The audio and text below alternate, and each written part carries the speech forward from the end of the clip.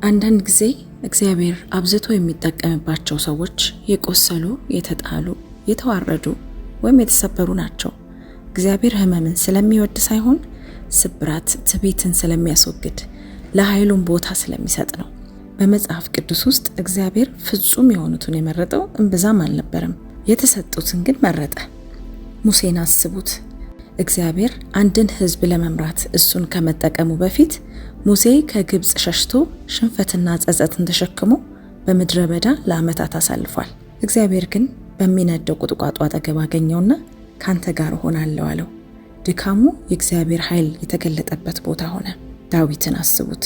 ዳዊት በቤተሰቡ ተገፍቷል፣ በሳኦል ታድኖ፣ በኋላም በራሱ ኃጢአት ተሰበረ። በንስሐው ግን በቅዱስ መጽሐፍ ውስጥ ካሉት ጥልቅ አምልኮና ጸሎቶች መካከል ጥቂቶቹን ጽፏል። የተሰበረና የተዋረደውን ልብ አቤቱ አትንቅም እያለ። ጴጥሮስንም አስቡት። ጴጥሮስ ኢየሱስን 3 ጊዜ ካደ፣ በአደባባይ ወደቀ፣ አምርሮ አለቀሰ። ኢየሱስ ግን አድሶ የቀደመችው ቤተ ክርስቲያን ምሰሶ አደረገው። ክርስቶስን የካደ ያው አፍ በበዓለ ሃምሳ ዕለት በድፍረት ሰበከ። ዮሴፍ ለብዙዎች አዳኝ ከመሆኑ በፊት በእስር ቤት ተላልፎ ተረሳ።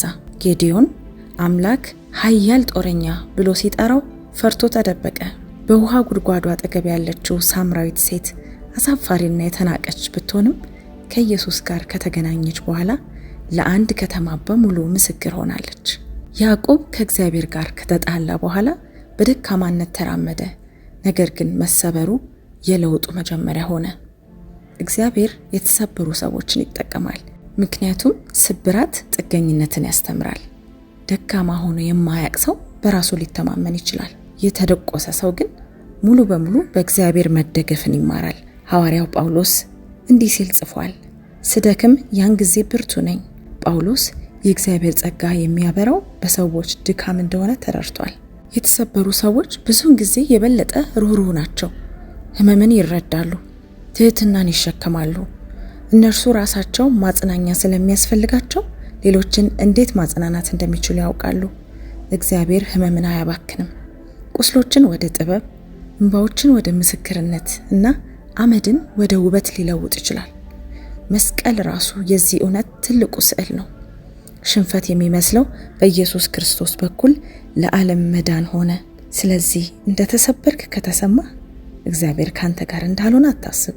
ብዙ ጊዜ ስብራት የታሪክ መጨረሻ አይደለም፣ እግዚአብሔር አንተን ለዓላማው መቅረጽ የጀመረበት ቦታ ነው።